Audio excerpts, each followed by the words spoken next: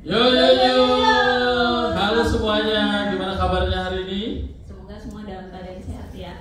Happy weekend semuanya. Oke, jadi selamat datang di acara yang super keren ini, bedah buku Organization Design and Job Analysis. Kami dari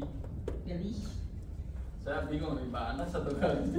Dengan Gali Mas Yasin. Oke, dengan Pak Gali, kemudian saya Aziz. Jadi kalau dulu Pak Yusuf manggil saya Yashid. Namanya jadi beda. Nah ini ada additional player namanya Pak Idam. Dari Dari Mulia Industrindo.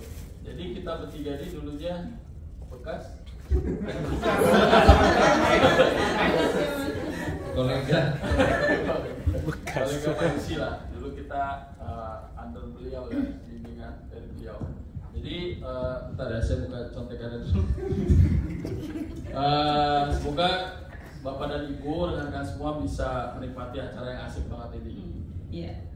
Ngomong-ngomong, kita ngadain acara ini tempatnya cukup keren ya. Mungkin ada yang belum tahu namanya siapa? Belum. Ada yang bisa bantu info kita ada di mana? Nanti dapat voucher, nanti dapat souvenir. Dapat voucher nih. Yang tahu. Ada voucher nih. Souvenir. Iya. Mungkin ada yang bisa tahu ini tempat kita ada untuk acara pagi ini di mana? Ada di grup. Mungkin kami yang bisa bantu. Ayo, ada yang mau tunjuk tangan atau info kita ada di mana saat ini? Ya. Siapa? Dengan Mas siapa nih? Oh, kita berdua, double G dong nanti. Tempatnya di Aula Perpusda DKI Taman Ismail Marzuki, Gedung Al Sadikin. Terima kasih Mas Gali.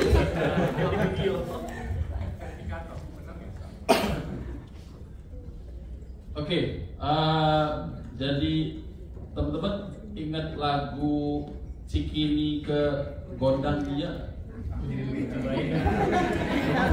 Lupa. Ada masih ingat lirik? Ada masih ingat liriknya nggak? Semoga kita hatinya nggak capek ya. Coba. Iya betul. Kalau liriknya Cikini ke Gondang Dia kan hati kita dibuat capek ya karena dia. Nah karena dianya itu apa? Organisasi kita enggak ya? Mungkin kita sering dalam proses mereview atau mengajukan struktur organisasi, diskusi dengan user. Kadang kita kayaknya udah mau nyampe nih, kayak jaraknya Cikini ke Gondang Dia kan deket, tinggal lurus aja. Tiba-tiba harus berhenti, mungkin muter jalan lagi atau balik lagi ya Mas ke titik awal. Gitu. Oke, jadi pernah ya ada yang ngerasain kayak gitu ya? Saya juga sering surprise gitu. Jadi pernah nggak sih? Ya, untung semoga teman-teman kalau emang pernah ngerasain hal seperti itu, dari apa yang kita peroleh hari ini udah mulai dapat pencerahan lah. Jadi kita dapat hal-hal yang sambil nyantai gitu ya. Kemudian juga kita bisa bedah bukunya dan banyak insight yang menarik lah, keren di sini. Termasuk tips-tips gimana caranya biar nggak terjebak di kemacetan atau macetnya perubahan yang tiba-tiba terjadi. Betul.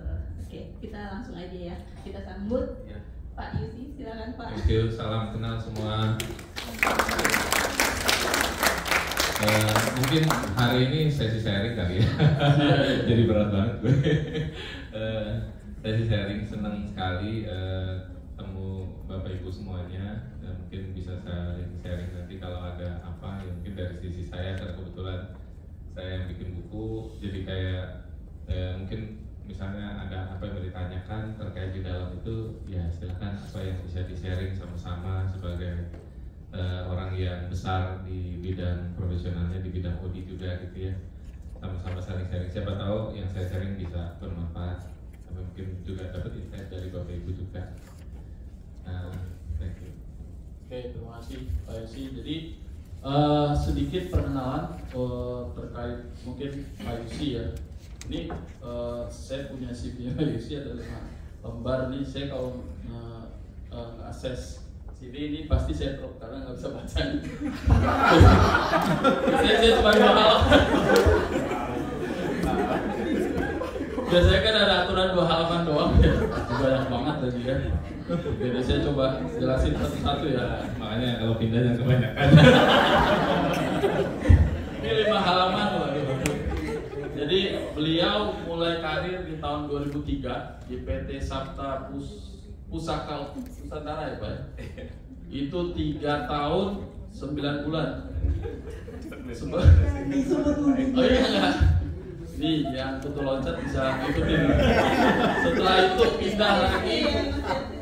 Tipsnya mungkin Ya, biar karirnya cepet tuh harus jadi kutu loncat. Ya betul. Terus Oh iya. PT Matahari Putra Tbk 1 tahun saja. Gak sampai malah. PT Kalbe Pharma Tbk 3 tahun 10 bulan. Lumayan. PT Bank CMB Niaga hanya 1 tahun 3 bulan. Lumayan kenal. Oke. Kurang lama sepertinya. Itu kenalan sama Mbak Gali. Betul di waktu di CMB Niaga. Oke. Kemudian PT Niaga Nusa Abadi hanya 1 tahun 10 bulan. Tidak lagi. Bank ANZ Indonesia tidak sampai 1 tahun 11 bulan. Asia Pulp and Paper 1 tahun 9 bulan. Kemudian PT Mulia Industrindo ini paling lama nih. 5 tahun 5 bulan. Wow, luar biasa. Tepuk tangan dulu dong buat Pak Yusuf. Tapi udah keluar juga sih. Overall di PT Mulia Group, karena waktu itu sempat nge-handle 2 ya Pak ya. Dulu Mulia Industrindo dulu dengan Pak Idam, rekan saya di sini. Jadi saya ketemu beliau itu ketika beliau diminta handle untuk Mulia Property. Jadi saya ketemu beliau, awalnya saya cuma tahu trading, ya beliau yang membuka tabir dan berdosa akan semua ilmu HR gitu ya. Ketika beliau handling untuk Mulia Property, akhirnya saya ditarik ke Cikarang. Setelah itu beliau sekarang sebagai Human Resource Director di PT Mandala Multifinance Tbk sampai saat ini masih 1 tahun 1 bulan. Tepuk tangan untuk Pak Isi. Dari 5 bulan. Isinya nggak update. Oke, mungkin kita mulai dari yang ringan dulu ya. Mungkin dari Pak Gali. Iya. Pertanyaannya yang starting dari awal, mungkin dari Boleh Mas Yasin. Terima kasih untuk info profil Bapak ya. Mudah-mudahan yang terinspirasi bukan karena pindahnya. Kita masuk ini Pak, pertanyaan. Apa yang menginspirasi Bapak dalam menulis buku ini? Kalau dilihat kan, kalau sepengetahuan saya nih, ada beberapa buku yang sudah Bapak buat. Nah, apa ada pengalaman yang gitu yang atau pusing gara-gara user sehingga mikir gua harus buat nih buku gitu. Oke, thank you. Sebenarnya gini, kalau saya nggak tahu ya seumuran saya atau sama mendekati, tapi dulu itu saya ngalamin gini. Saya tipe orang yang lagi berkecimpung di HR itu, kalau lihat dari CV-nya kan, saya kan lulusannya engineering, mechanical, yang bikin hidrolik gitu kan, kemudian mesin-mesin produksi dan lain-lain. Tapi saya spesifik di konstruksi waktu itu. Dan saya ambil S2, tapi S2-nya pun manajemen, tapi marketing. Jadi nggak ada OD-OD-nya, nggak ada HR-HR-nya gitu kan. Tapi ketika pertama kali karir itu, dulu saya kan keluarganya kurang berada, jadi nggak punya apa-apa lah. Jadi istilahnya kayak cuma dimodalin ada 1 motor, terus kemudian cari kerja. Bahkan lagi kuliah juga sambil buka bisnis kecil-kecil, kayak nerimain tugas mahasiswa gitu ya. Terus kemudian bikinin, ya dulu namanya mahasiswa ya, bikinin film-film CD gitu kan, lagu-lagu gitu, buat kado-kado ulang tahun. Kan zaman dulu belum ada apa yang sekarang keren-keren ada Instagram macam-macam kan nggak ada dulu ya. Jadi orang dengerin musik juga nggak bisa lewat sih, kalau sekarang kan ada Spotify gitu-gitu kan. Dulu kan nggak ada, jadi semua di burn gitu kan dalam CD, masih CD yang bulat itu yang warna perak ya kan. Nah ya sebagai mahasiswa juga banyak jualan gitu. Jadi pada saat itu saya mengalami satu perubahan karir yang menyebabkan saya berubah dan masuk ke HC gitu. Singkatnya teman-teman yang dulu di S2 kan ada orang HC, dia kerja di perusahaan waktu itu multipolar gitu, udah pakai konsultan dari Hague, udah implementasi job analisis, job eva, remunerasi, struktur apa segala macam dibantu oleh konsultan dan memakan biaya miliaran kan gitu ya. Terus saya join sebenarnya pertama kali itu bukan di human resource, tapi saya join sebagai quality management representative. Tapi itu pemahaman yang pertama yang membantu saya untuk masuk ke HC itu lebih gampang. Karena apa? Sebagai quality management representative itu kita kan belajar bisnis proses. Saya bantu perusahaan itu untuk bikin bisnis proses dari ujung ke ujung, dari mulai order masuk sampai order keluar. Nah, karena saya ngambil S2, di S2 itu kan belajarnya sama ya, manajemen operasional, manajemen finance, manajemen all management and general management.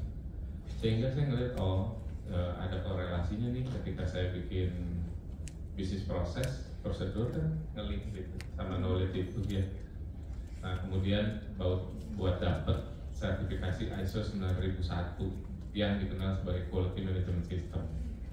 Nah saya pada saat itu lihat ini sangat ada gunanya gitu, karena orang belajar itu tuh belajar Kaizen dan belajar mengenai apa sih Kaizen.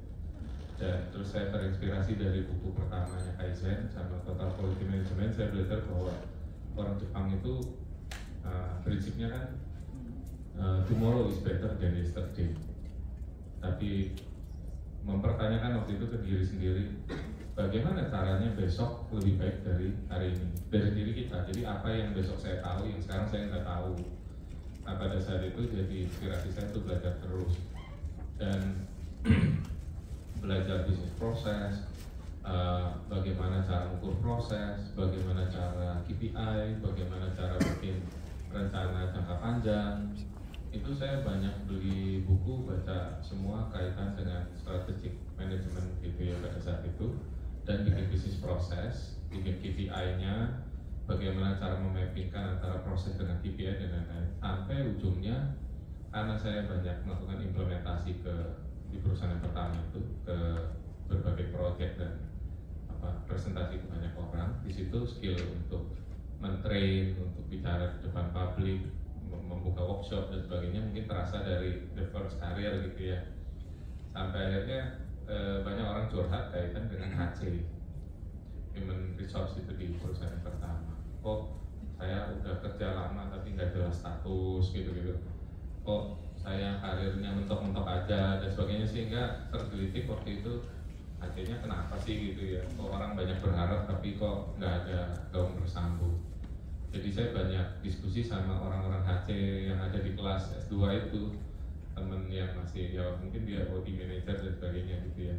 Terus akhirnya dari sana, HC itu ini, itu saya memberanikan diri panggil konsultan dari Hebrew waktu itu ya, dari mana, untuk dengerin sebenarnya konsep HR itu kayak apa. Terus saya mengutarakan masalah di perusahaan tersebut, solution approach dari mereka apa, dan saya akan terdevelop apa. Jadi menggunakan itu untuk belajar.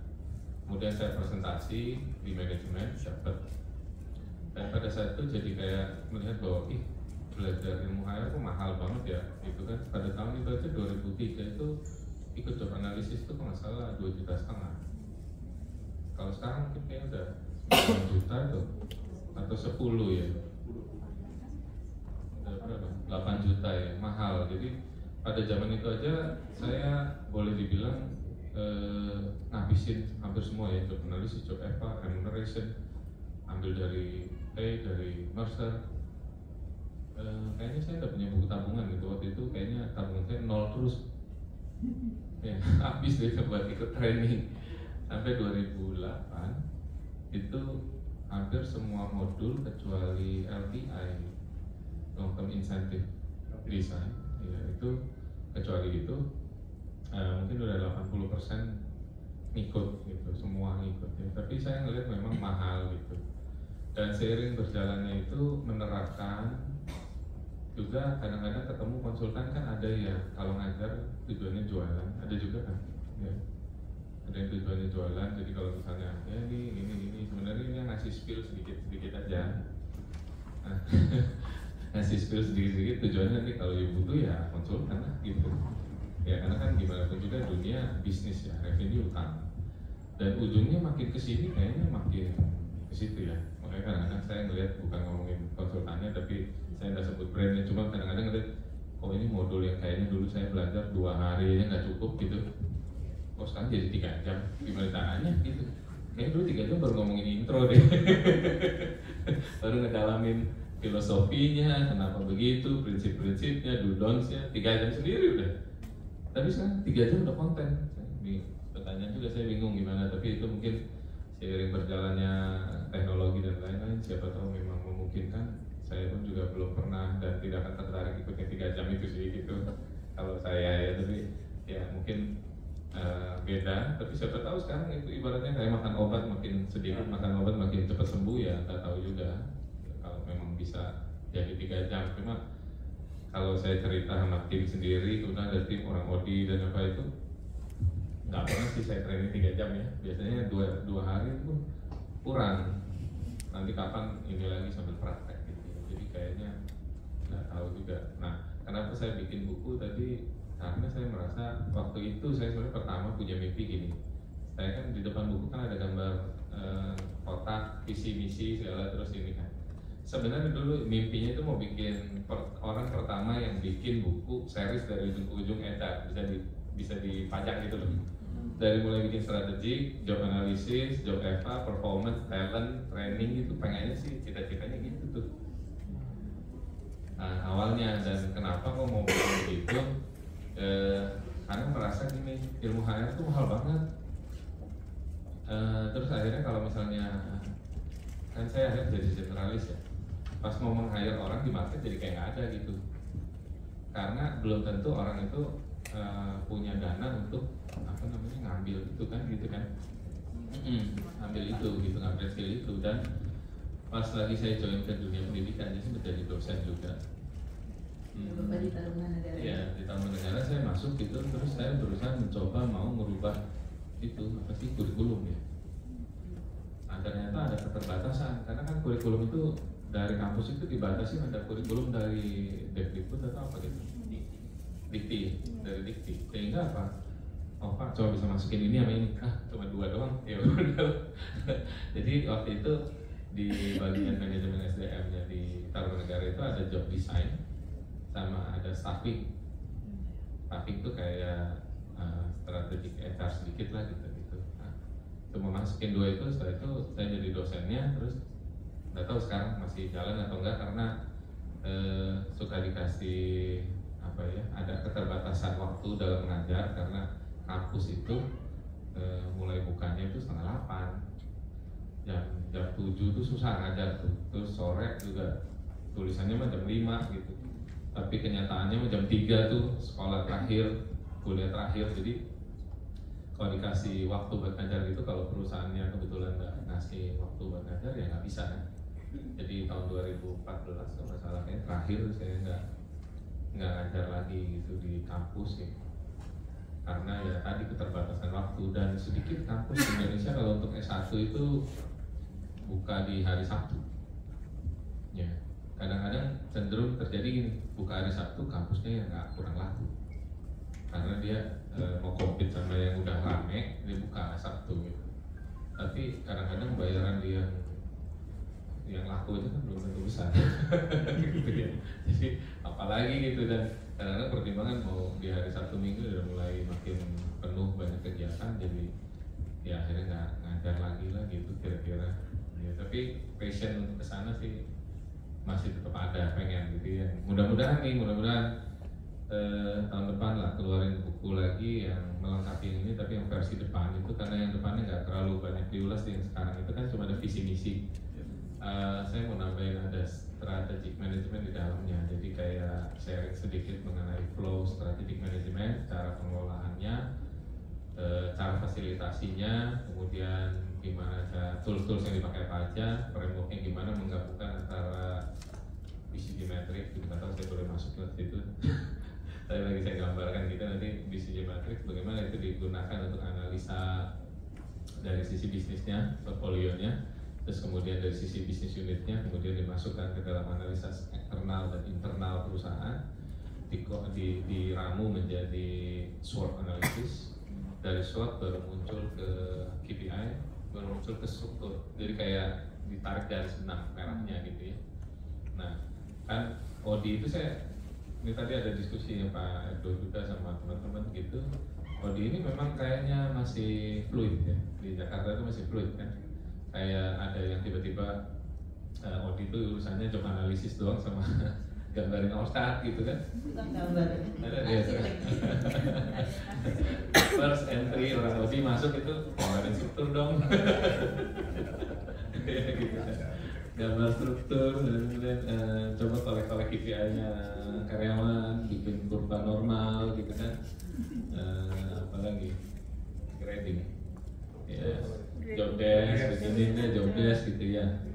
Ya itu kita nyebutnya masih awal-awal masuk ODI, welcome lah gitu. Terus nanti kalau udah masuk lagi ke atas lagi ya lebih ke konsultannya sebenarnya dan gimana caranya membuat itu. Dan kalau menurut saya, kalau misalnya cerita ya, kenapa, apa sih yang paling membantu pemahaman ODI? Belajar bisnis proses deh. Bisnis proses mapping itu menurut saya, kalau tanya saya gitu, karena saya orang yang jadi, yang istilahnya sekarang di karir di HC, terus jadi HC Director, dan part yang dilakukan itu awalnya dari ODI ya, karena kebutuhan HC ke depan itu, kalau menurut saya gini, kalau zaman dulu orang HC itu, kalau kita berkaca zaman dulu ya, pendahulu saya kuatnya semua di industrial, bener ya, kuatnya di industrial sama network. Tapi kalau saya ngelihat organisasi ke depan, itu butuhnya HC Director itu lebih kuat di organization development-nya. Ya, jadi terutama buat kita semua. Suatu saat nih ODID jadi HR Director ID. Apa ya? Kalau ngelihat grup HR Director itu sekarang kan banyak kan HR Director yang sekarang, terus sama pensiunan, udah banyak yang usianya 50 ke atas atau 55 ke atas. Jadi saya tuh kayaknya di grup itu termasuk yang cupu-cupu yang masih generasi di bawahnya mereka gitu kan. Makanya kalau kumpul-kumpul kadang-kadang suka ini senior-senior nih gitu kan. Ya, kayak saya termasuk yang paling muda kayaknya di situ. Tapi siapa tahu 5 tahun dari sekarang dari grup ODID yang ada di situ kan, wah nanti saya jadi paling senior di situ. Oke, Pak. Makasih buat penjelasannya Pak. Mungkin nanti ada pertanyaan ya dari Pak Idam. Cuma mau sharing sedikit Pak. Ya, waktu pertama kali Bapak ngejelasin soal JE sama JA, saya nggak ngerti apa-apa Pak. Orang ngomong apa sih? Saya pernah ketemu sama waktu itu siapa mengaplikasikan buku saya, terus dia cerita apa ini gini, kok bisa meleset? Jadi kadang-kadang kan ada distorsi juga ya orang baca juga. Tapi sama sih pengalaman waktu dulu kan saya cuma di training doang ya Pak ya, itu dulu ya, itu juga nggak doang lah, itu banyak. Tapi waktu beliau minta waktu itu untuk pegang CMP ya Pak ya, saya diajarin gitu, terus terang saya nggak ngerti apa-apa, tapi saya rekam gitu Pak, saya rekam tuh saya ulangi lagi, masih nggak ngerti juga, sampai akhirnya sama kayak Pak Yusi, ini ada istri saya juga. Jadi saya ngambil kocek lebih dalam lah. Saya bilang ini saya harus ikutan training di salah satu brand. Waktu itu masih COVID ya Pak waktu itu. Dari situ akhirnya minta persetujuan beliau juga. Ya go ahead lah kalau emang kamu ngerasa itu penting. Tapi alhamdulillah Pak. Jadi sekarang saya spesialis untuk CMB di Southeast Asia untuk di Puma. Alhamdulillah. Selanjutnya dari Pak Idam mungkin pertanyaan.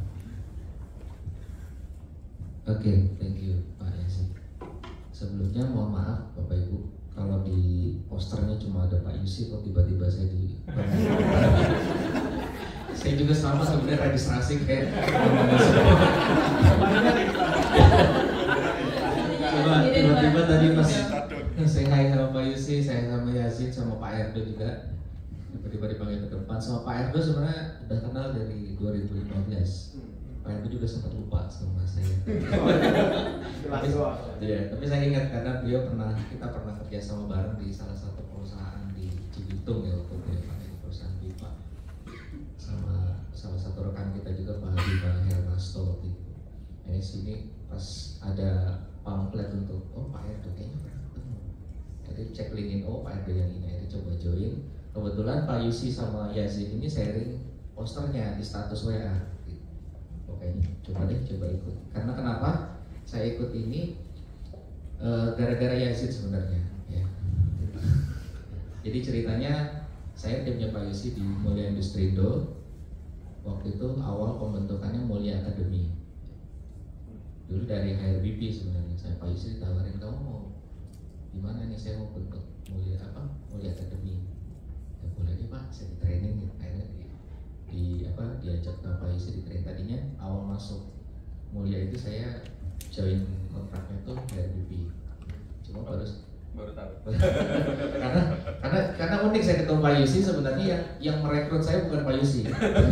Tapi hari pertama masuk saya bareng sama hari pertama masuknya Pak Yusi. jadi itu ya perjalanannya. Nah terus karena Yazid resign dari OD-nya Mulia Industrindo, akhirnya saya terpaksa diterjunkan di OD itu lah. Jadi sebenarnya gara-gara Yazid. Tapi belum join nih Pak Erdo. Belum join nih, tolong nanti di-accept. Satu yang unik kalau Pak Yus ini kalau ngajarin sesuatu tuh dimodalin buku. Saya ingat dulu saya waktu diminta untuk bisa mempertajam evaluasi pelaksanaan training di Mulia Industri itu, saya dikasih buku. Bukunya masih ada Pak di saya Pak. Belum dibagi.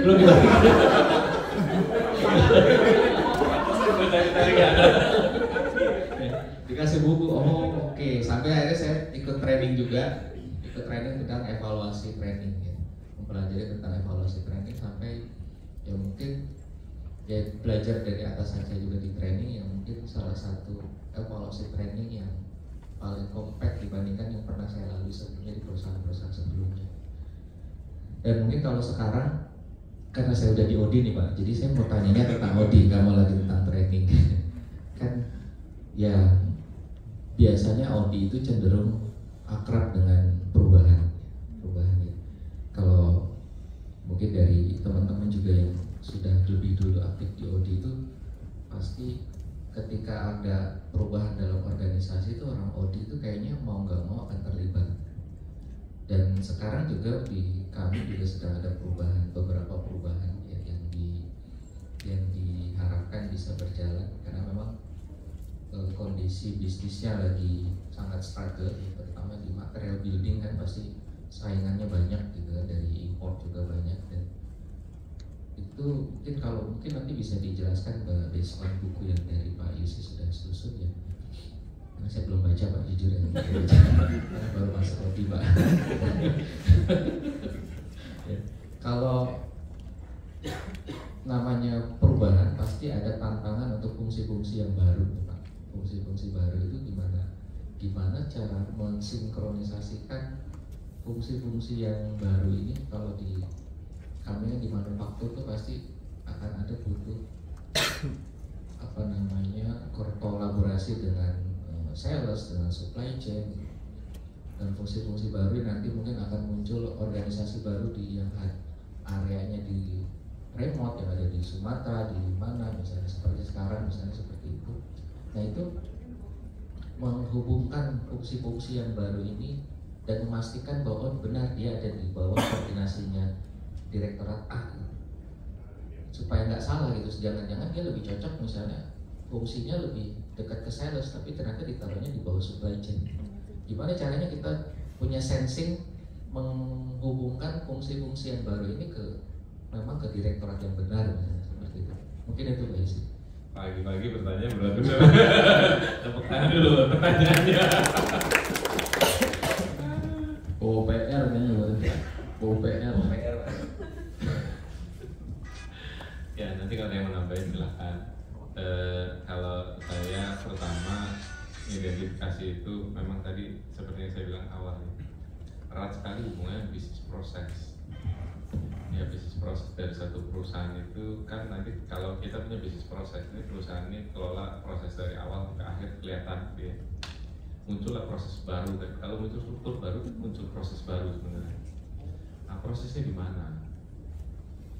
Itu kan harusnya kelihatan dulu. Nah cuma kadang-kadang ya memang tidak dipungkiri kan, kadang-kadang yang terjadi di perusahaan itu muncullah departemen baru atau direktorat baru yang kalau ditanya, ini kan challenge orang audit kan gitu, ditanya itu sama bosnya, ini bagian ini ngapain? Terus dia jawabnya ngambang.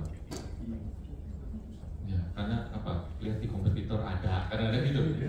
Iya kan, kadang-kadang itu satu itu. Terus kedua ya karena alasan tertentu aja misalnya ini yang ini nggak ada yang ngerjain gitu. Jadi kadang-kadang secara holistic functionnya sebenarnya bisnis leader sendiri belum aware. Ya belum aware mengenai itu tuh apa. Pernah di satu organisasi juga dia mau munculin bahkan ini kayaknya kita perlu nih ada corporate komunikasi sama ada korset gitu. Dia tanya kerjanya corporate komunikasi apa ya? Ya tim OD-nya mesti explore dulu. Corporate komunikasi di PT ini ngerjainnya ini, di PT ini ngerjainnya ini. Terus kemudian nge-assess di internal kita. Kayaknya kalau di kita setelah dianalisa RASI gitu ya dari sisi key area-nya gitu, key area-nya ini dan outputnya ini. Kemudian kan siapa yang responsible, siapa yang accountable, siapa yang memberikan counseling gitu dan inform untuk next prosesnya. Setelah dianalisa gitu terus, oh ini tersebar. Sekarang ini karena direkturnya nggak ada, fungsi ini dijalanin sama finance, yang ini dijalanin sama government relation, yang ini dijalanin sama investor relation, gitu-gitu. Yang akhirnya diputuskan sebenarnya ketika kita mau membuat departemen ini, sebenarnya dari 5 key area itu cuma satu yang ada, yang nggak dihandle sekarang. Nah, pertanyaannya kan, apakah yang 4 tadi yang sudah dilakukan oleh departemen itu di sananya ke taking care enggak? Maksudnya benar-benar dilaksanakan atau just kayak nyambil aja karena nggak ada yang ngerjain? Terus penting nggak sih sebenarnya buat bisnisnya? Karena kan apa ya istilahnya kalau nggak penting ya ngapain diadakan? Karena kan kalau misalnya mau diadakan semua juga bisa aja. Maksudnya perusahaan masih kecil terus mau ada bagian corporate komunikasi bisa aja. Tapi pertanyaannya penting nggak dibuka bisnis pada saat itu nggak? Kalau nggak kan ngapain gitu ya? Kayak waktu dulu saya pernah diminta buat jadi CHRO di salah satu bisnis online di Jakarta. Terus konsultannya masih muda biasa, startup kan masih muda-muda itu udah hunternya sama konsultannya. Terus diskusi sama saya, terus bilang kan Pak kita perlu orang yang udah ngerti bisa set up prosedurnya, bisa set up strukturnya dari pertama udah bagus, ada KPI-nya udah bagus, gradingnya udah begini, udah ini. Dari awal katanya, karyawannya kan berdua tuh. Saya bilang enggak, jangan berpikir terlalu jauh. Waktu itu saya kasih nasihat kamu nggak usah ngerekrut CHRO yang udah ngerti semuanya, nggak usah. Bisnis baru 200 orang, rekrutnya pertama apa? Bangun bisnis yang penting. Nyari orang kan, ya udah. Cari HC yang bisa nyari orang cepat. Nah, yang banyak dicari apa? IT. Ya udah, cari orang HC bekas dari perusahaan IT. Ya kan? Yang ngerti proses penggajian buat jadi HRD-nya. Udah selesai itu aja dulu. Ntar kalau udah 1000, fungsinya udah mulai banyak, perlu ditata ulang. Nah baru panggil lagi deh, nyari lagi yang lebih senior, taruh di atasnya gitu. Tapi kalau dari pertama nyari orang yang tadi ngerti semuanya, terus taruh di sana. Ujungnya juga cuma ngerekrut orang kok. Gitu. Mau misal ditata dulu. Nanti saya bilang kelamaan diskusi mau natanya, misalnya apa ya? Ketemu bisnis leader. Nanti struktur ada gini-gini bahas fungsi, kalau dia aja lebih sibuk cari revenue dulu kok di awal, ngapain? Ya, dari buang waktu, nanti malah kamu bisnisnya malah lambat gitu. Ya, jadi malah kita kasih nasihat, ya udah jangan diadakan dulu. Jadi di audit itu nggak ada harga mati yang apa sih harus begini gitu, nggak ada. Kalau pada satu certain level tertentu nanti udah ya we customize everything based on business needs saja itu. Kuncinya gitu sih. Nah kalau tadi ya saya sih termasuk yang konvensional sih, nggak tahu kalau di yang tahun-tahun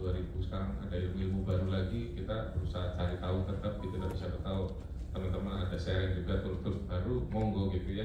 Karena saya masih pakai yang sederhana. Pertanyaan tadi itu saya masih pakai Rasky, saya masih pakai analisa key result area mapping di level atas, dan basisnya KRA tadi sama Rasky itu basisnya apa?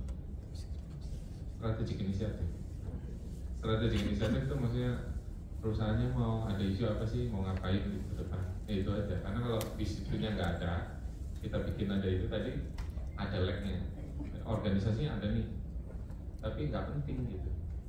Kasihan yang di hire, karena seringkali pernah di perusahaan ya ada yang kayak gitu jadi kayak orang profesional masuk terus korban setahun keluar. Bener gak sih?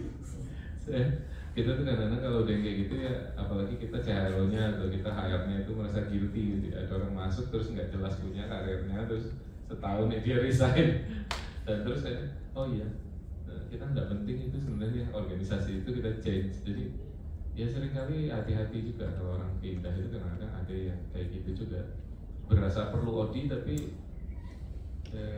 nggak butuh OD. Belum. Saat ini. Ya, belum. Kalau belum itu berarti akan butuh ya.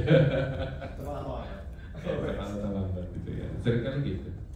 Makanya kemampuan kita dalam meng-assess needs-nya itu yang paling penting sih. Ya. Oke, gitu.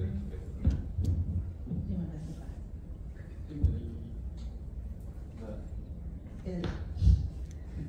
Dari vlog kalau ada pertanyaan, Mungkin ada yang mau tanya dari rekan-rekan yang ada di sini. Silahkan. Ini ada Kak Soraya. siapa tuh? Bisa langsung baca ya. Oke, selamat pagi semuanya. Pagi. Oke, sebelumnya belum kenal, nama saya Soraya Fradila. Udah join ODID udah dari 2020. Sedikit update, saya sekarang kerja di Aramex Indonesia. Jadi awal mulanya ya pindah-pindah juga gitu.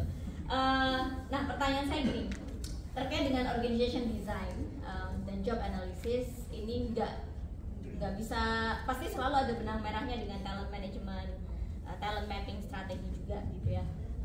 Mungkin ini juga jadi banyak kegelisahan dari beberapa tim OD. Misalnya gini, kita kalau ngomongin talent itu adalah orang yang performance-nya bagus dan dia memang punya kemauan untuk berkarir tinggi gitu.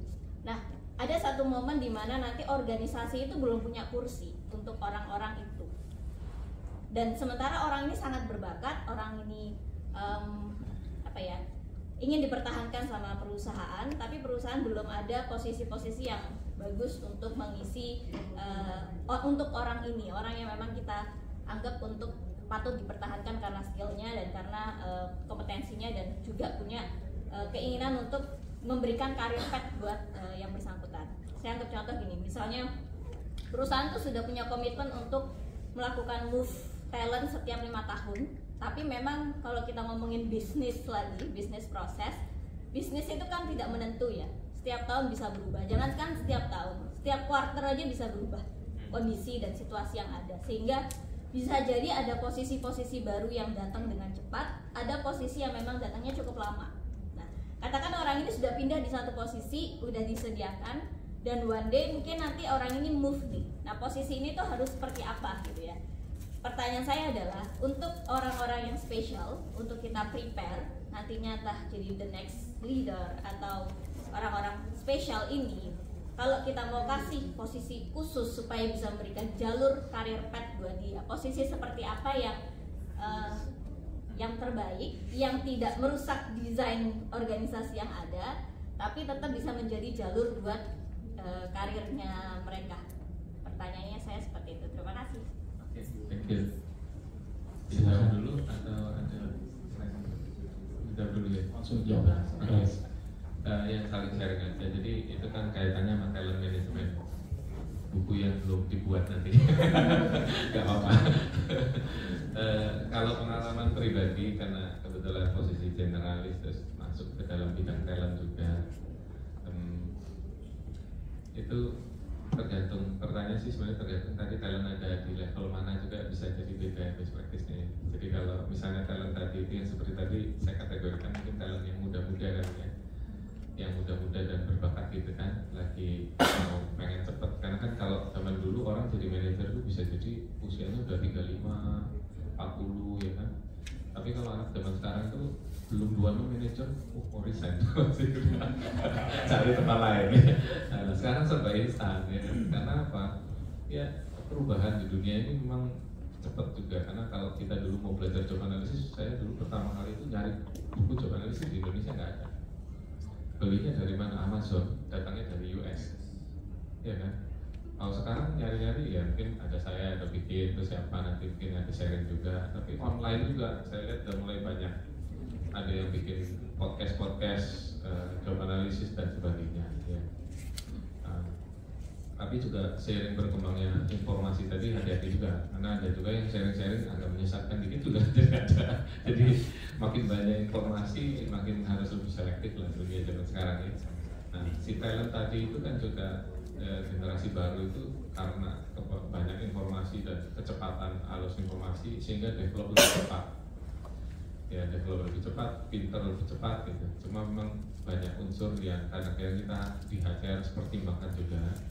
Karena kan kita naik ke atas itu bukan cuma technical skill, tapi ada soft skill, kematangan emosi dan lain-lain gitu.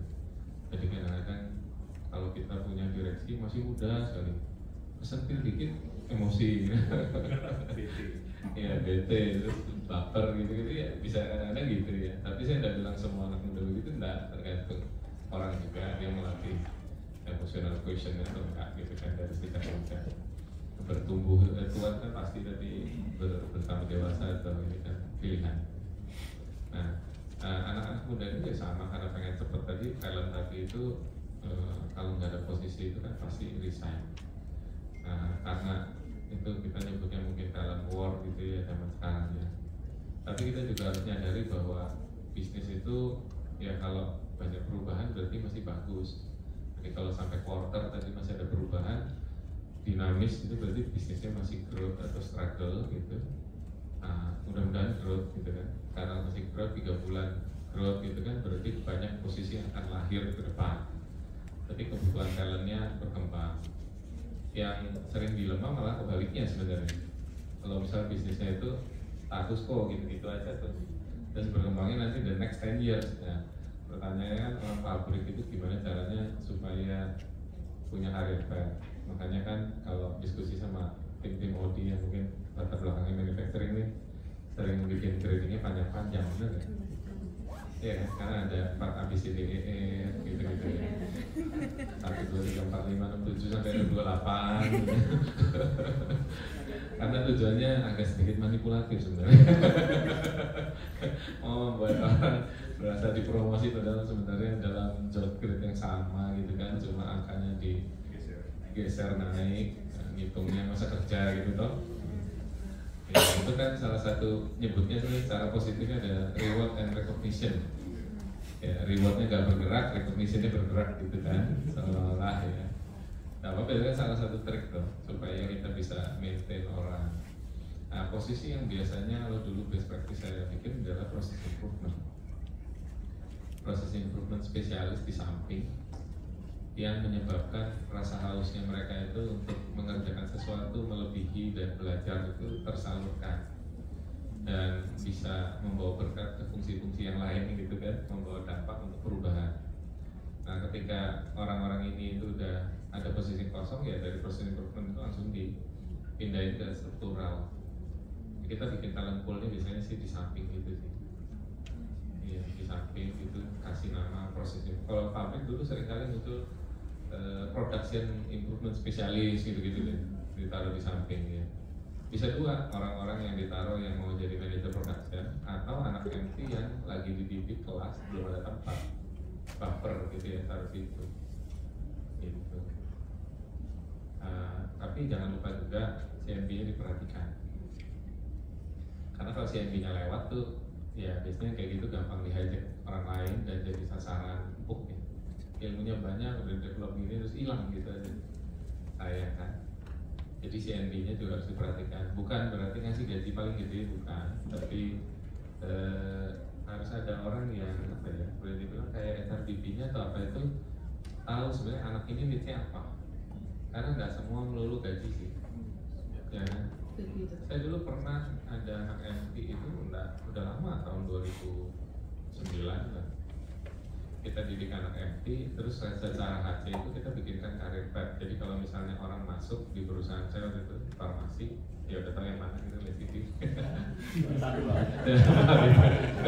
Ya, kita bikin, kita mengalami hal yang sama karena perusahaan itu kan number one di Southeast Asia. So kalau perusahaan farmasi lain pasti mau ngambilin orang dari situ buat ditarik. Yang dikasih gaji lebih tinggi, bisa jadi dari 6 juta jadi 8, 6 juta jadi 9 gitu, dan mereka keep high check. Dan kita nggak apa-apa juga, high check ya bagus, orang seneng aja udah jadi supervisor tempat kita 4 tahun, jadi manajer tempat lain. Para leader kita udah punya mindset kalau orang sukses di bagian yang lain, di tempat lain ya nggak apa-apa. Kita happy sebagai atasan kalau anak buah kita jadi kan gitu. Nah, tapi kan ada orang bisnis yang wah kalau di hijack, ilmu kita diambil semua sana. Enggak. Pada di perusahaan itu enggak takut begitu karena apa? Karena orang yang ada di kita tahun ini sama ada di tempat yang sama tahun depan ilmunya udah beda. Jadi kalau misalnya dia keluar dari siklus perusahaan itu, nah dia sendiri udah jadi nggak update gitu. Jadi dia sendiri kehilangan growth-nya, knowledge-nya dari itu. Jadi ngambil supervisor di tempat perusahaan saya waktu itu tahun ini atau tahun depan udah beda. Kenapa? Karena knowledge-nya itu tahun depan ada tambahan-tambahan. Jadi kita harus bikinin career path. Kalau supervisor grade 4A dia baru belajar ini, 4B nanti tahun itu dapat 2 tambahan ini, 4C dapat tambahan ini, terus sampai dia jadi manajer itu nanti dapatnya apa. Dan itu kita bikin 6 tahun punya journey. Dan sudah dikomunikasikan sama anak MT kalau dari masuk, kalau kamu nanti ini, kamu akan belajar ini, tahun kemarin belajar ini. Dan itu works loh. Benar-benar orang itu bertahan sampai 5 tahun udah keluar. Karena nungguin itu, dia bilang di tempat lain saya keluar dapat tambahan 2-3 gaji. Ya misalnya 20%, kan kita tahu kalau hijack pasti orang 25, 20, 30, posisi makin atas 15, 20 gitu kan. Ada duitnya gitu. Ya. Jadi makin kecil. Ya kalau enggak kan boncos. Nah, jadi kan kalau les gaji 7 juta, 20% berapa sih? Paling 3 juta ya. Gitu kan. Dapat training 1, tadi berapa? 10 juta. Nah, udah kalah. Ya kali 12 juga paling berapa? Ya, 2 juta kali 12, 24 juta. Dapat training 2, 20 juta. Sama aja ya gitu kan. Nah, jadi mikirnya banyak. Akhirnya orang yang dikasih training merasa di develop itu kalau pindah ditawarin gaji segitu. Nah, tapi tahun ini nanti saya dapat training ini nggak? Oh, mulai nggak berani ngasih kan? Perusahaan yang lain itu kan. Jadi akhirnya nggak pindah gitu. Nah, tapi kalau udah 5 tahun, kebetulan setelah 5 tahun, setelah itu kan pertanyaannya posisinya udah ada belum? Belum tentu ada kan? Anak-anak ini dikasih posisi yang tadi, terus improvement untuk itu. Kalau belum ada kebutuhan kita nggak running empty lagi sampai itu bisa dimanfaatkan atau diabsorb. Tapi kebetulan perusahaan itu kan bikin pabrik terus, berapa tahun juga ada pabrik di Pulau Gadung, ada di mana, jadi tetap tersalurkan. Nah, pertanyaannya adalah misalnya kalau orang itu 5 tahun setelah habis semua terus dia nungguin kelamaan proses improvement tapi nggak naik-naik, tapi terus ada pressure keluarga, misalnya udah nikah, punya anak, butuh status dan apa, terus dia pergi tempat lain, ya nggak apa-apa, kita happy, kita doakan semoga sukses di tempat yang baru gitu-gitu, ya itu kejadian. Tapi nggak apa-apa kan, dengan begitu juga kita kan ODI kan bikin supaya organisasi itu kan produktif. Salah satu organisasi produktif itu kalau apa? Revenue per number of people kan, revenue per BTK apa, biaya tenaga kerja kan. Nah, gimana caranya biaya tenaga kerja rendah?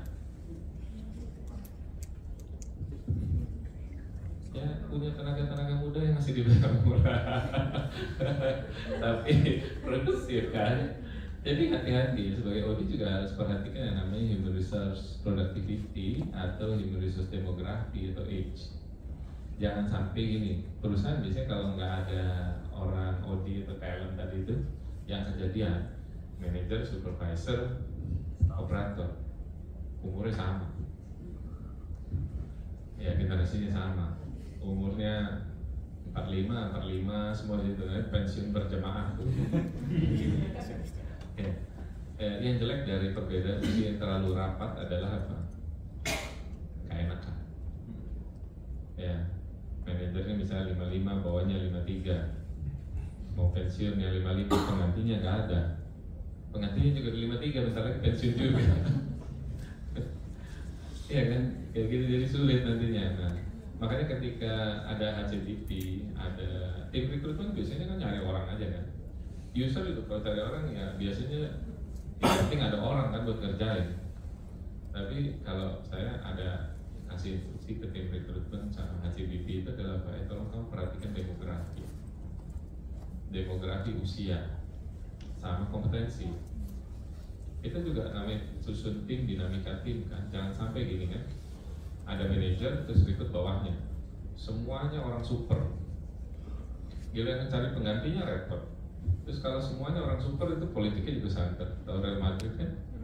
Nah, ya itulah kira-kira kayak di sepak bola aja sama. Semua pemain bintang terus setiap posisi. Jadinya apa? Nggak harmoni, nggak juara.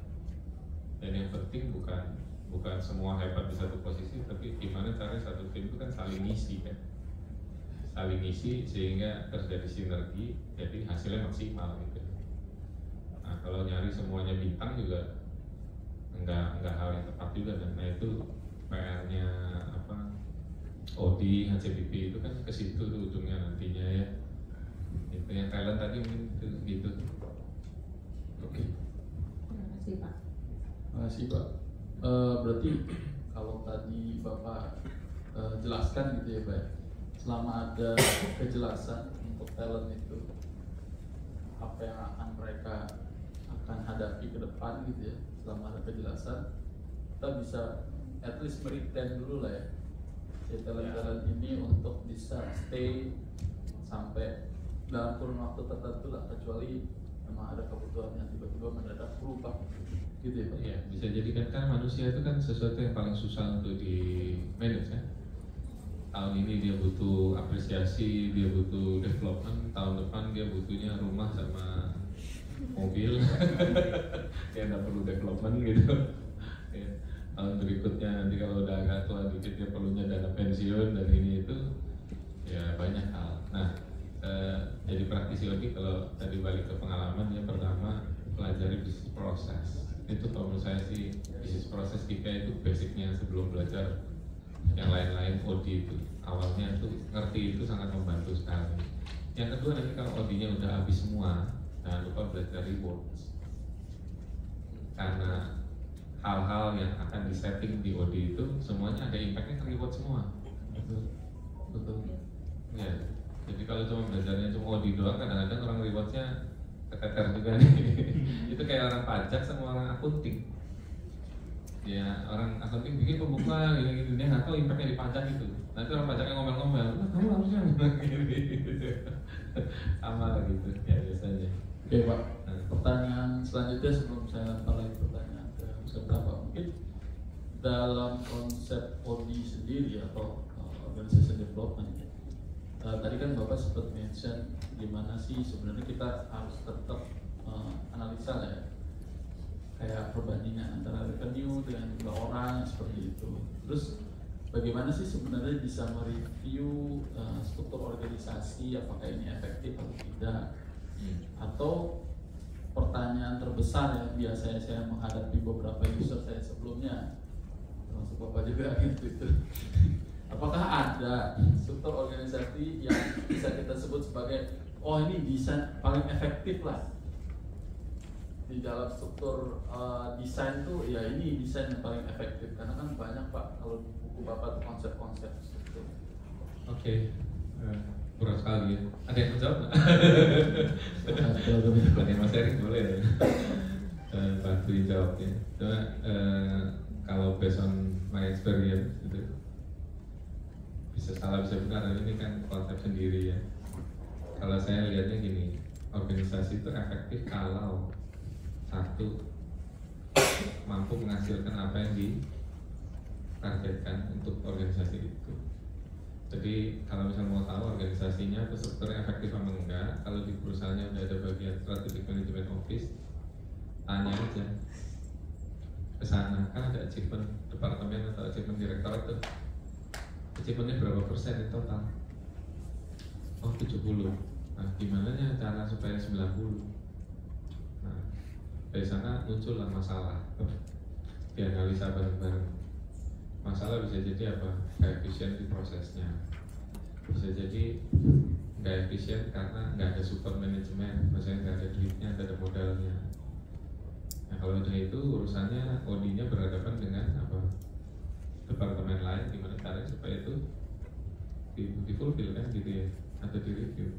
Tapi kalau misalnya ujungnya adalah oh capability orangnya, oh harmonisasi dari timnya dan sebagainya, nah, ini baru HC yang maju kan, gitu kan. Nah dari HC yang maju tergantung nih mau dianalisa dari sisi apanya, simptomnya apa dulu kan. Nah dianalisa di FGD bareng-bareng tuh.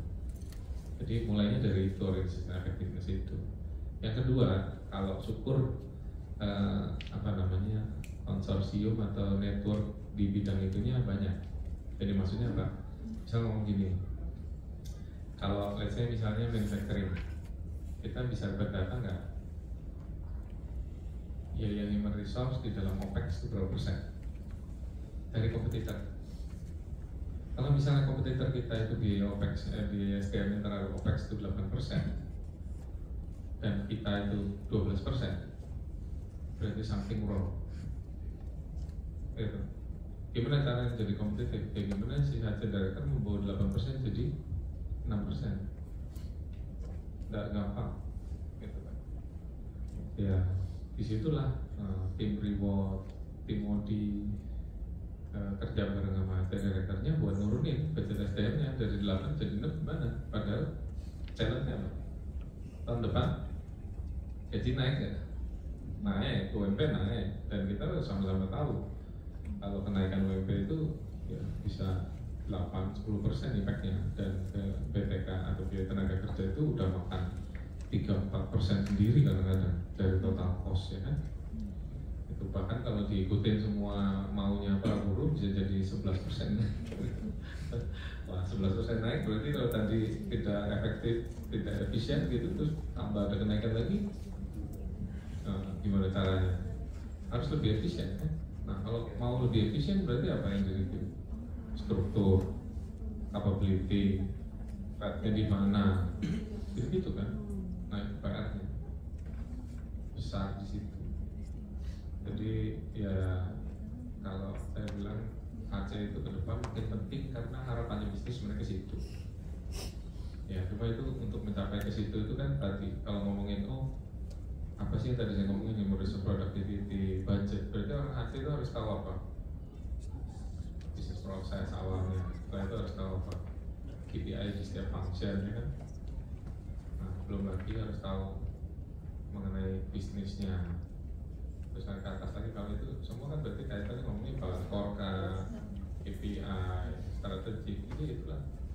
Makanya HR kalau mau ke atas posisi itu ya harus tahu banyak ilmu manajemen, ya business process, KPI, strategic formulation, job analysis, job remuneration, reward sendiri aja banyak banget.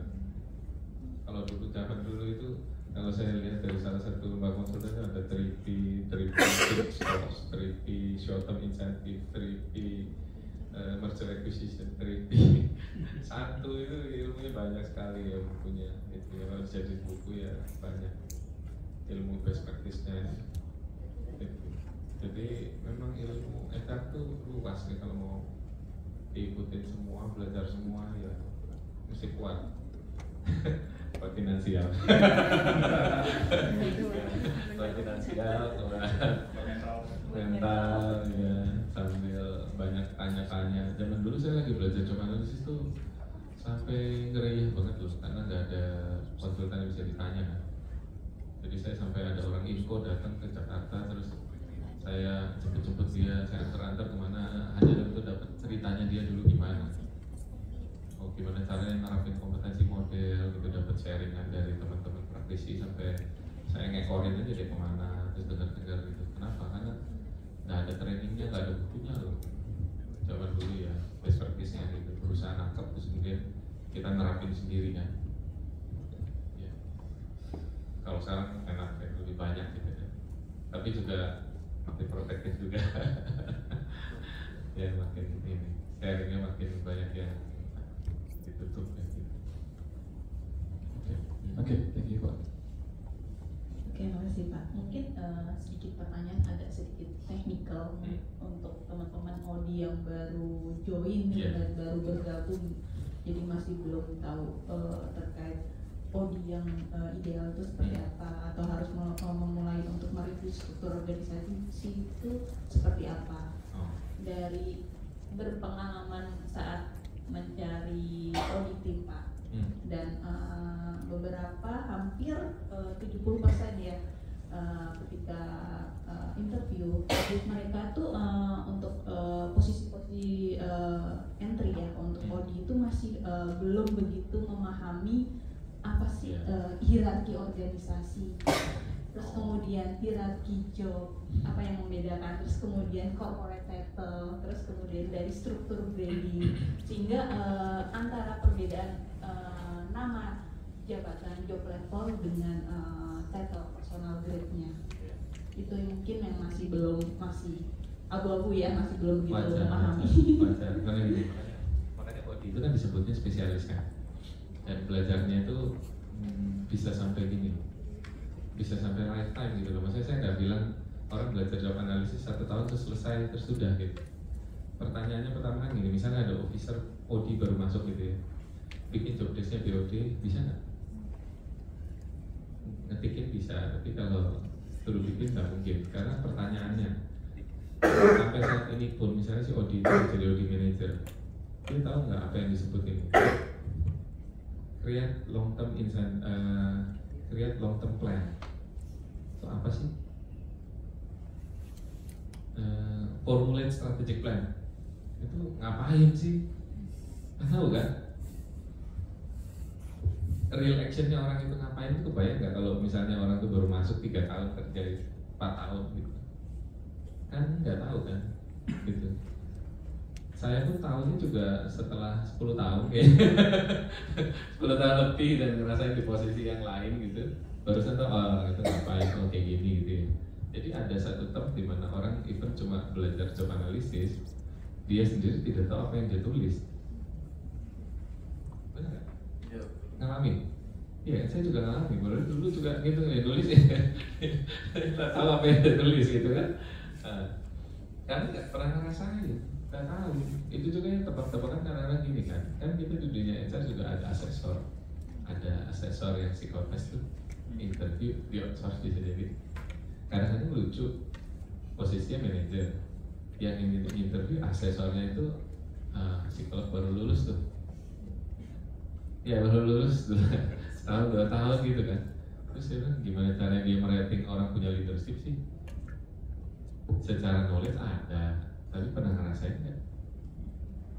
Jadi manajer belum pernah, susah ngelola orang aja belum pernah. Nah, terus misalnya ada create long term plan ya. Nah, nanti ketika orangnya jago ngomong nih, saya membuat rencana pengembangan buat anak buah saya. Oh, kompeten. Karena dia nggak pernah ngerasain bikin juga, kan bisa ditipu dong. Ya itulah. Sama seperti job analisis juga gitu. Job analisis itu juga lika-likunya banyak. Ya seorang job analis yang jago itu ya kalau misalnya kayak dokter juga, bisa aja dia dari teori atau konsep yang kita bikin dia membuat draft. Tapi apakah draftnya itu benar atau enggak? Kalau berdasarkan keilmuan aja ya nggak masalah. Ya. Tapi apakah itu implementable atau enggak, atau benar atau enggak, ini yang perlu orang pengalaman tuh. Ya perlu orang pengalaman. Jadi jam terbang lagi sih. Ya balik lagi jam terbang itu yang berperan di situ. Tapi kalau misalnya ditanya untuk job analisis tadi itu awalnya saya belajar dari mana? Mungkin itu yang bisa jadi partnya gitu ya. Saya awal dulu belajar ilmu HR kaitan audit job analysis itu sama organization design, itu bacanya organization theory and design, pakai karyanya siapa ya namanya, buku zaman cepet. Dulu ada presentasi, saya lupa, tapi saya ada di rumah ininya. itu dia menjelaskan mengenai hierarki, mengenai organization model. Bukan panjang namanya itu. Tapi di buku saya belakang tuh ada di referensi ya, di belakang itu ada. Nah, di belakang itu buku zaman Jurassic yang di rumah saya masih ada. Tapi kalau nyari di internet mungkin nggak nemu. Itu praktisi-praktisi yang dulu itu saya anggapnya gini ya, mereka sangat filosofis dan keren-keren sih. Kayak pertama kali ada yang pernah baca buku Kompetensi at Work. Sampai sekarang ada nggak yang bikin buku kayak gitu? Nggak ada. Saya punya buku yang aneh-aneh yang zamannya dulu praktisi Mercer, sebelum bikin Mercer dia bikin 3P. Betul. Jadi dulu ketika dia mungkin merangkak karir gitu kan, dia bikin buku konsepnya dia tuangin semua gitu. Nah, terus kemudian ada juga yang sales incentive design, tapi yang bikin juga dulu dari salah satu konsultannya Mercer yang senior gitu dulu bikin. Mungkin kalau nyari lagi bukunya sekarang pun susah. Gitu. Jadi dari buku-buku yang gitu muncullah tadi yang definisi hierarki. Maksudnya hierarki di atas ngerjain apa gitu kan, manajemennya, leadershipnya ngerjain apa, ada kayak gitu. Ada. Ya kalau secara harafiah aja, kalau pas lagi sesi gini kan tidak mungkin detail satu-satu ya. Tapi intinya kan kalau di atas itu kan strategik gitu kan. Kalau bawah tactical, terus supervisi operasional, terus operasional dan helper. Kalau secara generik gitu doang. Jadi kalau kita join perusahaan kecil bikin grading, siapa yang strategik, siapa yang tactical implementer, siapa yang mengawasi pelaksanaannya, siapa yang mengerjakan, siapa yang mensupport itu untuk supaya operasional berjalan lancar. Gitu aja kan. 1, 2, 3, 4, 5. Terus ya tinggal terserah mau dipanjangin ada habis itu enggak gitu enggak. Masa kerja tuh biasanya gitu. Tapi kalau udah lebih advance daripada itu, organisasi kompleks, view-nya banyak, itulah job evaluation mulai masuk. Ya, mulai masuk kenapa? Karena gini, sana ada accounting manager, sini ada accounting manager. Itu perusahaannya skala 10 triliun, yang ini 1 triliun. Yang satu ngerjain pembukuannya banyak, mesti ada transfer pricing dan lain-lain. Yang satu nggak ada, gitu-gitu kan. Nah, kompleksitinya lain. Nah, terus akhirnya orang kan HR tuh ada, atau dia ada untuk membuat apa namanya objektif, fairness gitu loh. Akhirnya kita berusaha membedakan antara si manajer yang ono sama ini gitu. Grade-nya sama, yang tadi di sana itu sama ini, saya punya lebih susah ini. Oh gitu kan. Nah itulah dari situ mulai job eval masuk untuk membedakan antara posisi-posisi yang sama di dalam organisasi yang berbeda, view-nya beda gitu. Untuk membedakan antara peers tadi yang tadi satu manajer yang satunya bukan gitu kan. Kan kadang-kadang ada fungsi yang sama-sama ada headnya tapi satu manajer satunya bukan. Kenapa dibedain gitu kan. Tapi ada organisasi yang nggak pakai job eval, akhirnya apa? Yang penting semuanya head itu sama. Ya, semuanya manajer, semua tembak aja grade 5. Tapi nanti ada satu hal sih yang biasanya tetap tidak bisa terelakkan, tidak mungkin membohongi. Yaitu adalah apa? Gaji. Ya, nanti begitu lihat nih orang CNB yang lain. Oh, gitu. Nanti di situ terjawab.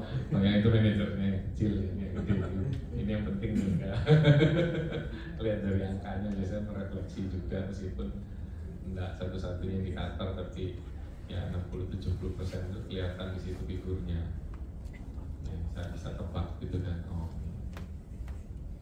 Jadi pertama ya belajar itu job analisis. Tapi sebelum job analisis itu sangat penting belajar itu quality management system. Karena kalau sekali ini job analisis itu erat sama apa? Job desk kan. Job desk itu part of process. Jadi urutannya adalah bisnis proses, prosedur, instruksi kerja, job desk. Dan seringkali orang nggak bisa bedain antara job desk sama instruksi kerja. Instruksi kerja sama prosedur itu nggak bisa bedain. Isinya campur. Itu masih seringkali saya nemu company gitu ya masuk prosedurnya banyak benar gitu. Ternyata apa? Instruksi kerja isinya teknis. Giliran ngeliat job desk isinya apa? Instruksi kerja.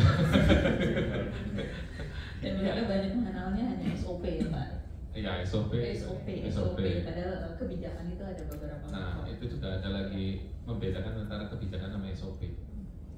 itu juga orang kadang-kadang bingung pas lagi ngeliat ini SOP-nya, isinya kebijakan.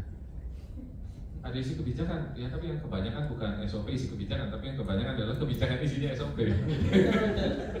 Itu kita lihat kebijakan tidak bijak ini. SOP-nya isinya kebijakan juga campur semua. Isi campur, nah nanti bedanya. Saya juga nggak ngerti juga kenapa kok bisa gitu terjadi ya, mungkin dia bikin sendiri ya nggak apa-apa. Tapi itu yang pasti perlu ada orang SOP yang manajernya atau yang lebih senior untuk rapihin. Nggak rapihin kisruh. Nah, karena kalau misalnya job desk isinya instruksi kerja, akhirnya job desk itu gonta-ganti terus. Ya, karena apa? Contoh deh, admin rekrutmen. Job desk-nya isinya apa? Namanya admin ya. Ya, administrator itu data, membuat dokumen, memaintain dokumen segala macam. Kalau isi instruksi kerja, memasukkan permintaan rekrutmen yang masuk, bikin laporan aktivitas rekrutmen, membantu bikin lagi laporan rekrutmen bulanan. Jadi spesifik. Ya jadi spesifik. Ya, itu job desk atau instruksi kerja? Instruksi kerja, task listnya dia. Kalau dengan begitu akhirnya apa? Job desknya jadi nambah. Admin rekrutmen, admin training, admin logistik, admin production. Sampai full lah. Ya adminnya satu aja, job desknya ngapain ya? Ya. Nah itu kadang-kadang gitu kan. Belum lagi membedakan apa? Ada yang bisa jawab nggak bedanya antara admin dengan officer? Oke, 100.000 nih. Baca misalnya. Saya bisa jawab. Ada rekrutmen officer, rekrutmen admin, rekrutmen spesialis, rekrutmen manager. Apa sih bedanya? Ada rekrutmen eksekutif. Tambahin ya. Ada tuh. Terus tadi rubah nama, talent acquisition. Sekarang ada lagi Pak, talent attraction.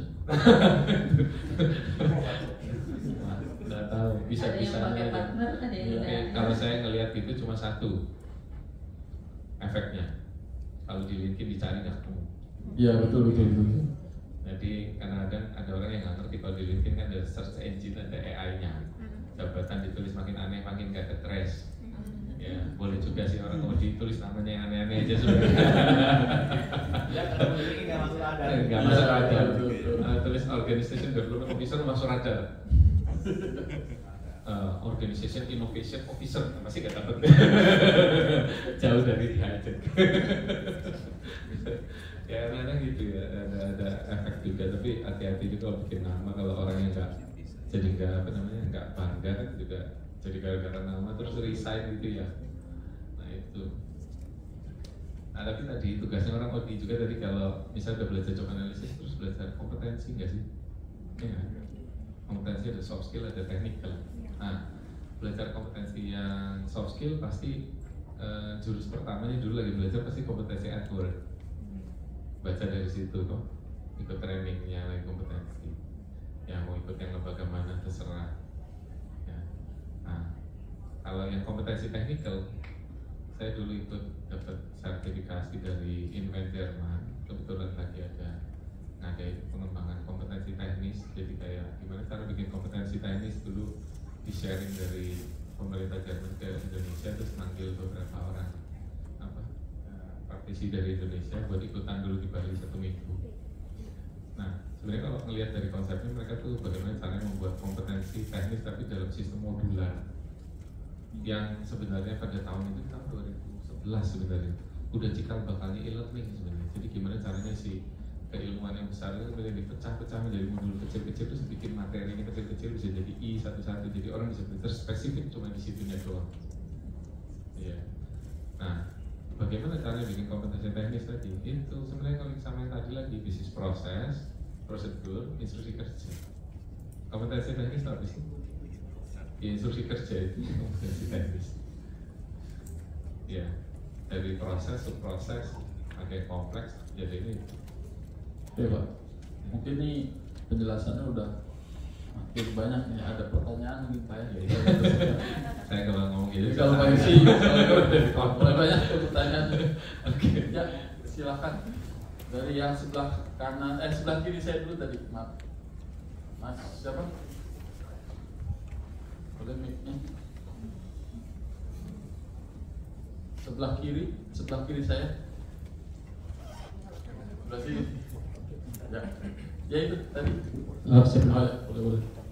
Tunggu ya Mas sebentar ya. Oke, terima kasih. Selamat siang Pak Yusi. Perkenalkan saya Dery dari perusahaan manufaktur PMA di Cilegon. Jujur saya sebenarnya masih baru banget di dunia organisasi development, kurang lebih mungkin 1 tahun. Karena sebelumnya saya di perusahaan lebih ke compensation and benefit, ya. Jadi lebih spesialis. Nah, karena dirasa perusahaan ini perlu ada audit, akhirnya saya dicemplungkan lah ke sana gitu ya. Ya, banyak belajar sebenarnya terkait dengan audit ini. Syukurnya sih ketemu sama grup Telegram Pak Erdo ya. Saya baru 2 bulan kurang lebih gabung sama grup Telegram ini. Banyak belajar yang saya scroll ya ke atas. Nah, akhirnya karena saya sudah dicemplungkan ke audit, saya belajar benar yang Pak Yusi tadi sampaikan, bisnis proses. Saya belajar SIPOK-nya, mikro SIPOK per departemen dulu akhirnya. Jadi masing-masing departemen saya telusurin satu-satu terkait dengan bisnis prosesnya. Akhirnya setelah itu ada analisis yang kita dapatkan gitu ya. Ada beberapa contohnya seorang operator yang dirasa kita perlu bahwa operator ini kualifikasinya ya setelah coba analisis tadi, kualifikasinya itu nggak bisa SMA gitu ya. Kita butuh kualifikasi yang S1 karena resikonya dan juga harus ada deep thinkingnya dan sebagainya gitu ya. Nah, akhirnya ketika kita ada penambahan atau ada orang yang resign gitu ya, akhirnya kita menaikkan kualifikasi kita menjadi S1 untuk operator ini gitu ya. Tetapi akhirnya terbentur dengan yang namanya leadernya gitu ya. Leadernya ini masih kualifikasinya SMA gitu ya. Kita coba untuk ayo dong Pak sekolah lagi deh gitu ya, biar menaikkan kualifikasi gitu. Tapi akhirnya mereka nggak mau gitu ya, nggak mau, susah gitu diajak. Nah, bagaimana kita melakukan proses perubahan terhadap orang-orang yang lama ini gitu ya? Karena kita pengen menaikkan kualifikasi atau kompetensi dari masing-masing departemen tersebut. Gitu. Itu yang pertama. Jadi bagaimana kita melakukan perubahan terhadap orang-orang lama karena kita akan melakukan pergeseran ke cara yang baru, gitu ya. Yang kedua, tadi Pak Yusi juga sampaikan terkait dengan reward dan sebagainya, gitu ya. Saya sih merasa bahwa memang HR ini kurang dipandang sama manajemen gitu ya kadang-kadang, karena HR ini terkenal dengan ya ngabisin budget dan sebagainya gitu ya. Pertanyaan saya, bagaimana caranya kita sebagai HR menonjolkan kepada manajemen bahwa HR ini adalah hal yang penting dalam suatu organisasi gitu ya. Contohnya kalau seorang HSEQ gitu ya, per tahun mungkin bisa ditampilkan zero accident gitu ya Pak ya. Nah, kalau dari HR, saya juga bingung sebenarnya. Apa yang kita harus tampilkan supaya manajemen itu ngeh bahwa HR ini core yang sangat penting dalam suatu organisasi. Kurang lebih seperti itu Pak Yusi. Terima kasih. Masih ya. Siang makin berat. Dari sebelah sana sekalian, biar sekalian pertanyaan. Ntar saya bantuin Pak. Mohon izin Pak, perkenalkan nama saya Deden. Saya kebetulan dari perusahaan Ausas Alidaya. Nah, tadi saya note ada penjelasan bahwasannya ketika di sebuah perusahaan itu memiliki banyak perubahan, berarti bisnis tersebut bagus dan grow untuk melihat banyak posisi yang akan lahir. Saya sharing sedikit bahwasannya memang saya diberikan challenging di direktur kami bahwasannya HRD di sini untuk mengembangkan OD-nya, bahwasannya dalam beberapa kurun waktu 5-10 tahun kemudian perusahaan itu bukan menjual lagi tenaga lidah tapi menjual lagi digitalisasi aplikasi sistem yang berbasis seperti itu.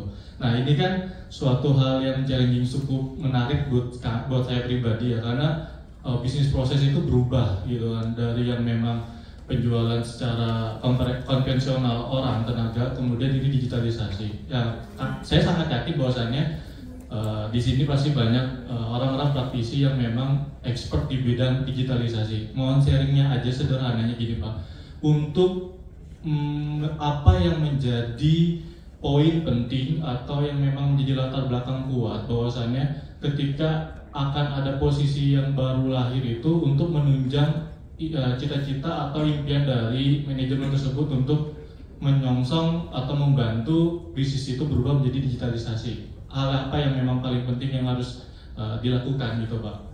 Mungkin step by step supaya lebih sederhana Pak, karena saya kalau secara teori mungkin agak berat, tapi best practice mohon bantuan sharingnya Pak, seperti itu. Terima kasih. Terima kasih. Isi mungkin dibantu dari pertanyaan pertama dulu Pak, bagaimana merubah mindset leader yang bawahannya tuh udah di requirement tuh S1, tapi sementara leadernya masih SMA. Nah, ketika diajak buat berkembang, kok sulit buat belajar lagi. Ya itu biasanya terjadi gini ya kan. Kalau generasi sebelumnya itu kan orang kan belajar dari pengalaman ya, sehingga dulu dia dari SD kan zaman dulu itu direksi lulusannya S1, bahkan ada yang masih bon A bon B asal bon bin kan. Jadi ya ada yang bon A bon B, tapi juga leader itu kan berbeda juga, berubah ya. Dari zamannya leadership yang zaman tradisionalis, zaman baby boomers kan kalau memberikan pengarahan sambil teriak-teriak agak kayak marah-marah, kayak jenderal gitu aja, tegas gitu kan ya. Seiring berjalannya waktu, gen milenial, gen X, gen apa ini kan mulai lebih diplomatis kali saya nyebutnya ya, daripada diktator, lebih ke diplomatis ngomongnya dan mengelaborasi gitu ya. Nah, perubahan itu memang kita mesti lihat demografinya, karena company itu kan punya histori yang lain-lain. Yang pasti kalau tadi ada leader yang pasti lulusannya apa, dia udah jadi manajernya biasanya, tapi saya ada generalisasi, biasanya di bagian itu inovasinya yang agak kurang, karena dia bisa hanya bisa mengulangi dari pengalaman. Kalau yang ada keterbatasan pendidikan kan gitu ya, biasanya analisanya yang ke depan sama konsepnya yang susah, tapi dia kalau suruh ngejaga itu bisa ngejagai dari existing yang udah berjalan tuh. Jadi dia manajer untuk itu. Nah, pertanyaannya sebagai praktisi audit itu kan banyak nih. Kalau misalnya tadi sampai ada operatornya S1, saya pasti banyak yang bertanya-tanya nih, orang kode yang lain di sini juga mau bayar berapa operatornya gitu kan, pasti. Ya, karena kalau S1 itu kan minimum, mana mau lagi dia dibayar UMP gitu kan. Nah kalau operator kan kita ada mindset di kepala kan, oh jumlahnya banyak gitu kan. Ya jumlahnya banyak sehingga kemungkinan gitu happy banget nanti bakalan biaya pos SDM-nya. Nah tapi saya nggak berani judgement itu baru justifikasi awal kan. Nah ini perusahaannya bergerak di bidang apa, produknya apa dulu nih. Siapa tahu yang disebut operator ini high spec nih gitu kan, dan jumlahnya nggak banyak karena mungkin sudah mesin otomasi semua, sehingga yang namanya operator tadi itu mungkin udah kayak supervisor production officer misalnya gitu ya, saya nggak tahu. Cuma intinya kalau mau ada change, atasannya masih SMA, bawahnya mau S1, ya kita yakinkan gini bahwa dalam requirement pendidikan atau spek job spek itu nggak semua kan itu namanya minimum pendidikan. Minimum pendidikan itu artinya nyebutnya basic knowledge atau apa itu. Nah, intinya ada yang pendidikan itu sifatnya satu berupa formal, satu berupa informal. Jadi ada orang yang belajar berdasarkan pengalaman 5 tahun, dapat training, disejajarkan dengan S1. Mungkin itu aja yang mesti dibuat di job requirement-nya. Jadi kalau misalnya dia minimum S1 untuk fresh graduate atau pengalaman 5 tahun sebagai sama, menduplikasi. Tapi yang atasannya Pak, yang masih SMA itu mau di develop, mereka mau sekolah lagi lah, biar mau setara lah istilahnya dengan yang di bawahnya itu gimana ya cara untuk bisa? Kalau tadi itu kalau menurut saya ada, coba ditinjau ulang aja, perlu nggak hanya untuk memenuhi standar S1 atau enggak? Mungkin standarnya kita jadikan demikian gitu. Unless atasannya itu memang mau di develop jadi S1, tapi ada Tapi kalau nggak ada output yang diharapkan, cuma sekedar dapat gelar S1 gitu, ya ngapain nih buang resource. Nanti orang training ngebuktiin bahwa ada impactnya nggak nih, dia ambil S1, nggak ada, itu nggak ngapain juga. Dan tadi pertanyaan keduanya kalau nggak salah kaitan dengan meyakinkan gitu ya, meyakinkan manajemen. Cara itu penting. Cara itu penting, sebenarnya ini sering kali gini, ayam sama telur.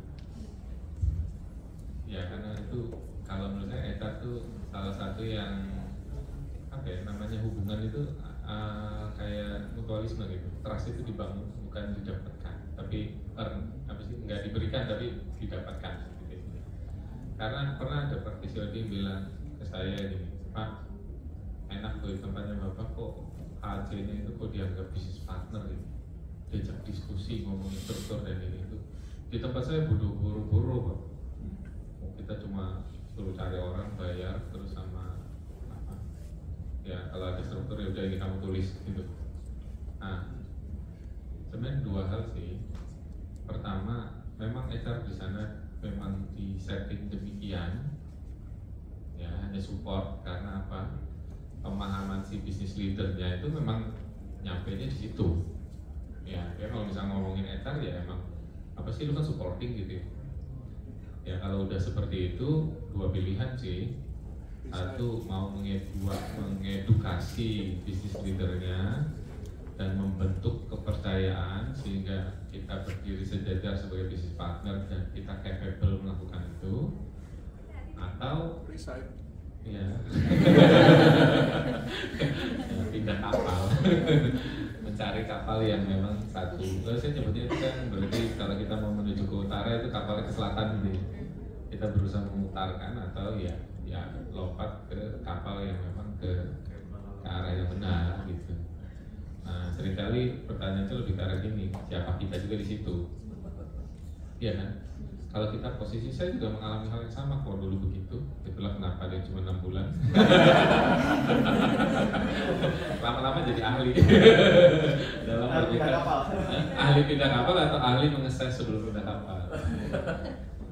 Gitu kan? Karena kadang-kadang kan pernah juga join satu organisasi yang saya butuh kamu join ini, oh perlu A, B, C, D, oke, begitu masuk akhirnya kerja gitu kan?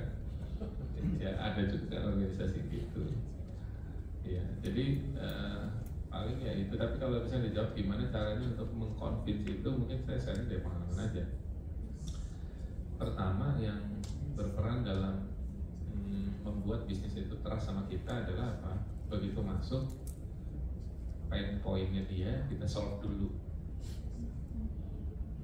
Ya kan baru join nih, pinpoint itu apa sih gitu. Kadang-kadang tuh pinpointnya bukan hal yang strategik. Pinpointnya lebih ke arah hal-hal yang gini, cari orang susah gitu, administrasi berantakan. Ya hal-hal pinpoint yang kecil-kecil itu kita kadang-kadang suka ada egonya juga nih sebagai orang IT, begitu masuk gini aja buku yang ngurusin, jangan gitu. Ya pinpointnya mereka, pinpointnya itu dihajar dulu, diberesin dulu, timbul apa sih kalau dalam istilah psikologi itu tabungan emosional. Ada tabungan emosional baru bikinnya lebih gede lagi karena apa? Trustnya udah naik. Ya jadi pinpointnya itu yang dibenerin dulu yang kecil-kecil gitu. Nah seiring berjalannya itu baru kita bisa influence di level yang lebih besar. Gitu. Tapi kalau misalnya ngomongin kompetensinya apa itu membuktikan HC itu berguna gitu kan, nggak cuma cost center. Alat buktinya HC itu cuma 3 itu. Human resource productivity, human resource capability, satu lagi adalah retention. Menjadi 3 hal ini kan, gimana caranya meningkatkan human resource productivity, gimana caranya membuktikan bahwa capability orang meningkat, dan bagaimana caranya kita meretain orang yang talent tadi itu, supaya secara succession itu gak terganggu, bisnisnya gak terganggu kan. Nah 3 hal itu sih yang bisa menyebabkan kita jadi bisnis partner. Ya, tapi tergantung bisnisnya juga, ada faktor keempat yang kalau bisnisnya itu juga gemar membuang orang. Karena ada bisnis yang memang nature sifatnya itu ada istilahnya ini ya jadi bisnis partner kalau ahli dalam layoff. Ya karena ahli dalam layoff, ini bisnis partner saya, ini kan gitu. Ya diajak ngomong dia gitu. Belum paket yang paling rendah lagi Ya enggak. Soalnya efektif dalam melakukan efisiensi gitu kan. Ya apa gitu. Tapi tadi gimana cara buktiin ya? HR itu